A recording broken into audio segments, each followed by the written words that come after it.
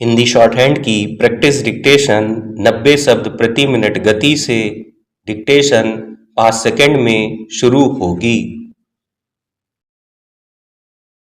Start. प्रतिभा से तात्पर्य हमारी बुद्धि प्रेरक शक्ति है।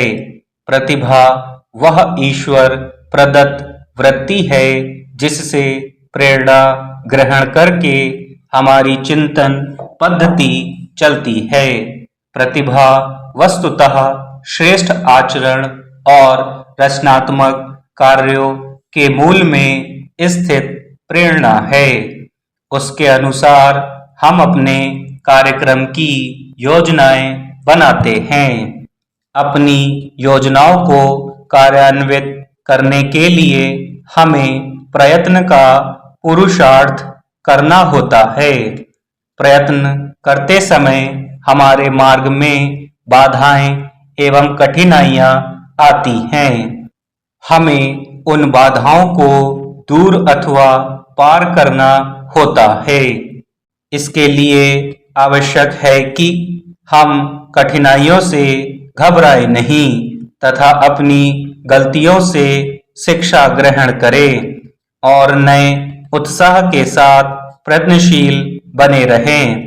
तात्पर्य स्पष्ट है कि सफलता प्राप्त करने के लिए अपनी योजनाओं को पूरा करने के लिए यह आवश्यक है कि हम बराबर प्रयत्न करते रहें और अपनी गलतियों से शिक्षा ग्रहण करके निरंतर अपनी कमियों को दूर करते रहें। प्रतिभा को सार्थक बनाने के लिए श्रम और अभ्यास का संबल आवश्यक है। यदि प्रतिभा जलधारा के प्रवाह के समान है तो श्रम और अभ्यास वे किनारे हैं जिनके मध्य वह प्रवाहित होती है। इसी को लक्ष्य करके किसी प्रतिभाशाली ने यह स्पष्ट कहा है कि प्रतिभा श्रम और अभ्यास के तटों में बंध कर बहती है। किसी वस्तु या स्थिति का बहुत ज्यादा होना भी दुखदायी होता है। मनुष्य पर लगातार विपत्ति आना जिस प्रकार दुखप्रद है, उसी प्रकार यदि निरंतर सुख ही मिलता रहे तो भी वह सुखद न होगा, क्योंकि परिवर्तन प्रकृति का नियम है जिसके अनुसार ही मनुष्य को सुख और दुख प्राप्त होता है। किसी मनुष्य को आज सुख है तो कल दुख अवश्य ही होगा, और यदि मनुष्य को आज दुख है तो कल सुख होगा। अतः यह आवश्यक है कि मानव जीवन में आने वाले सुख दुख एक सीमा विशेष के भीतर रहें। सभी को स्वामित्व पाकर अहंकार उत्पन्न हो जाता है।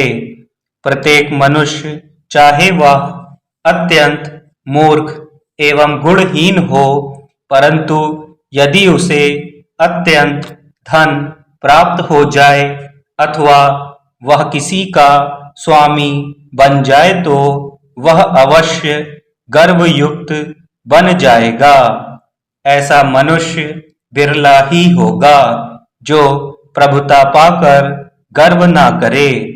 भरत ही ऐसे पात्र थे जिनको राम की राजगद्दी पाकर भी मद नहीं हुआ था। किसी अच्छी बात को सुनना ही पर्याप्त नहीं होता, अपितु उसे सुनकर उस पर अमल करना भी अनिवार्य होता है। ऐसी बातें मनुष्य को अच्छे पथ पर चलने को प्रेरित करती हैं।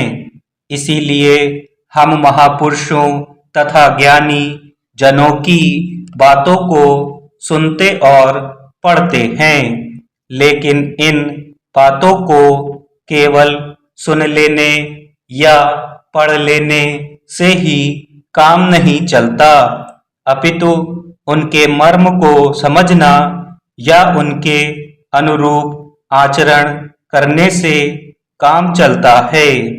किसी बात का अभिप्राय हम तभी समझ सकते हैं जब हम उसका चिंतन या मनन करें। स्टॉप।